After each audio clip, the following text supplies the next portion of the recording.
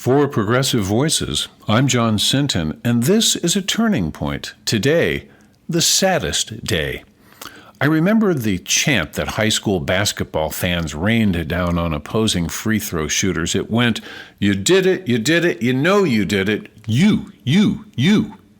It came immediately to mind when Special Counsel Jack Smith reluctantly dropped the federal charges against Donald Trump for the insurrection he fomented on January 6, 2021, and for the top secret documents he absconded with the first time, then had littered all over unsecured areas like bathrooms at Mar-a-Lago.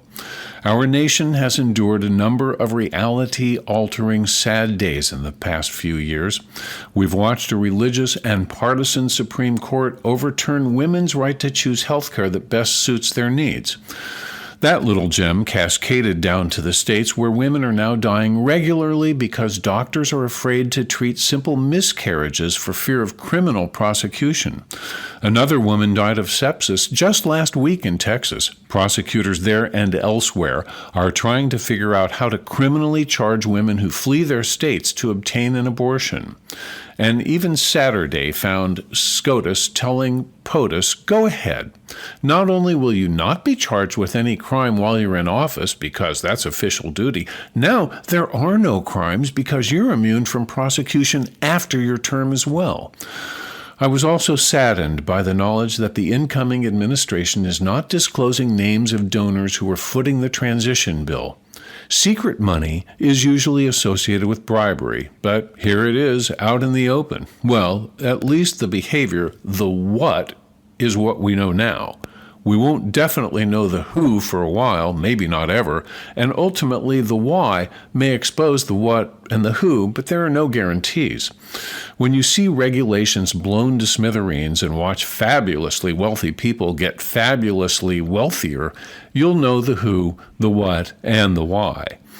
It's now a new low for accountability in government.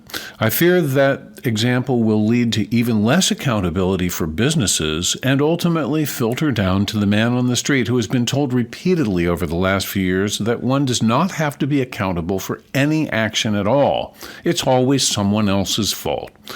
Of course, the fabulousness will continue unabated. We've already begun the exaggerations with the landslide/unprecedented victory that in reality is just a plurality, not a majority, a 1.5% win, which ranks 27th in closeness of the 32 elections since 1900.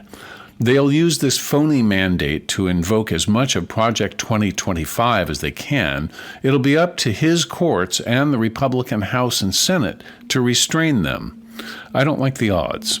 You'll recall the campaign lie that he had nothing to do with P25 and that he didn't know anyone associated with P25 and that he, in fact, disdained P25 as a bad idea, never to be implemented. He ran away from it then, but his appointments make it clear that he is running toward it now.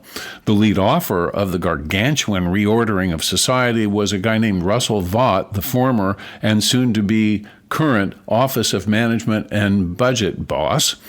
The pick to head the Federal Communications Commission, Brendan Carr, wrote the chapter in P25 on media regulation and is chomping at the bit to curtail the free speech of broadcast companies and those that the new administration doesn't like. Tom Homan, the charmer you may have seen on 60 Minutes a few weeks back, led the border separation of parents and children. He's the pick to head Immigration and Customs Enforcement, that's ICE. He's hot to round up 10 million immigrants and put them in camps until they can all be deported. John Ratcliffe, the guy with no experience in the field that the Senate wouldn't confirm last time around as Director of National Intelligence, has turned up again like a bad penny. Put all the P25ers on the scales and they tip toward a Christian nationalist view of the country that empowers white men, even though most people say they voted on economic issues like the price of eggs, not theocracy. The result in total, including the Steve Bannon-promised destruction of the national government, beginning with the firing of every civil service employee who doesn't pass a loyalty to Trump test, and you've got more sadness to go around than COVID-19 after a family reunion. And for what it's worth, our civil service corps is made up of technocrats who keep the country running, not politically motivated people. Will we notice when the career civil servants who choreograph the elaborate dance of men and machines at the nation's ports are replaced with ideologues who toe the Trump line but know nothing of shipping logistics? I suspect we'll notice. Can the Republican Senate put a stop to the madness of incompetence we're going to experience and stop the sadness we'll all feel for the country that used to know how to get things done? Again, I suspect we will. For Progressive Voices, I'm John Sinton. Progressive Voices' John Sinton has written a continuing series called A Turning Point that touches on politics, culture, and media. You can hear the short essays in the on-demand section of progressivevoices.com and on the PV app. Hi, this is Randy Rhodes right here on the Progressive Voices Network. PV brings you the best progressive audio and video in one free stream. Stephanie Miller, Tom Hartman, Randy Rhodes, David Packman, Brad Friedman, and more. Search Progressive Voices on the TuneIn app, download the free Progressive Voices app, or go to progressivevoices.com.